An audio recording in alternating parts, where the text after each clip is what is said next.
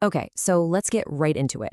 Chances are you're using Gemini, but I'm willing to bet you're only scratching the surface of what it can actually do. Today, we're going to unlock its real potential, a hidden superpower that will completely change the game for you. So let me just ask you straight up, are you only using half of Gemini? It's a real question because, if you're only typing text into it, the answer is probably yeah. And see, this is the problem. The vast majority of people are treating Gemini like any other text-only chatbot. And in doing that, we're all missing out on its single most powerful, absolutely game-changing feature. That feature, well, it's basically a superpower that you're probably not even using. We're about to move way beyond just simple text prompts and into a much, much more powerful way of working. So what is this superpower? It all comes down to one word: multimodality. This is the key to understanding how Gemini can literally see, hear, and read information all at the exact same time. So what does that really mean? Well, a multimodal AI is a system that can process and make sense of all different kinds of information. We're talking text, images, video, audio, all together in the very same prompt. It doesn't just read your words, it actually perceives the world you show it. Now, why is Gemini so special here? Well, it was built to be multimodal from day one. It wasn't just some feature tacked on later. And because it's a native ability, it can understand the relationships between a picture and the text about that picture flawlessly.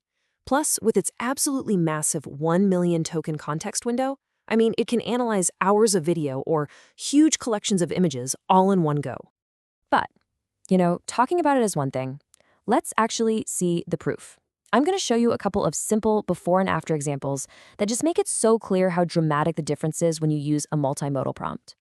All right, for our first use case, let's do something super common, a UI/UX design review for a mobile app. A lot of us do this every single day.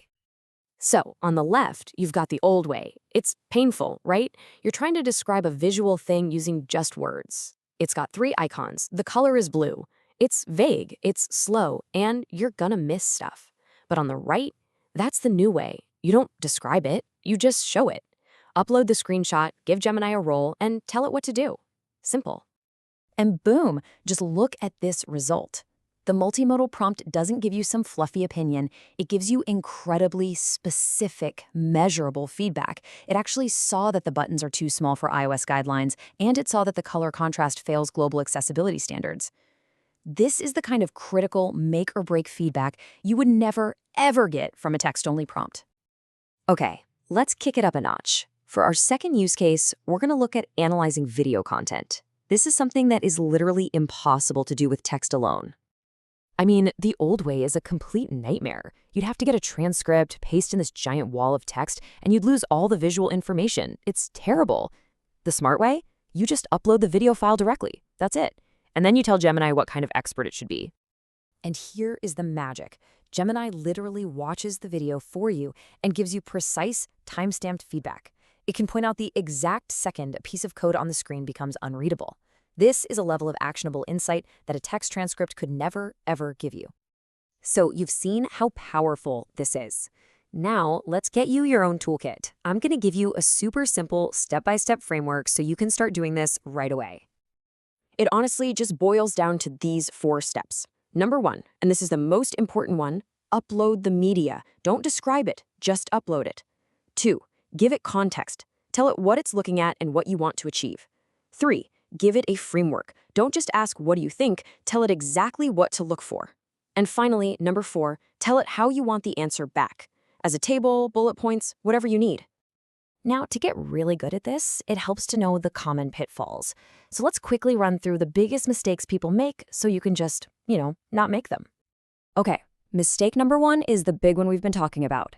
Wasting time describing a visual with words. It's just never going to be as good as the real thing. The fix is so easy. Just upload the file, always. Mistake number 2 is being way too vague.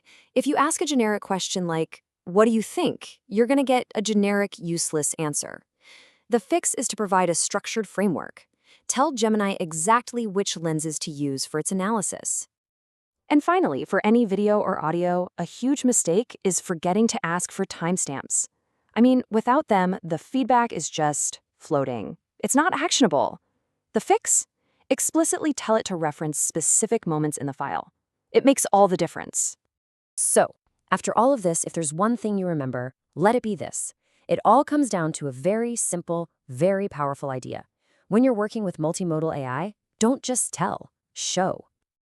This really does change everything. It opens up a whole new world of workflows and possibilities that just weren't on the table before. So, I'll leave you with a question to think about. Now that your AI can actually see, what are you going to build with it?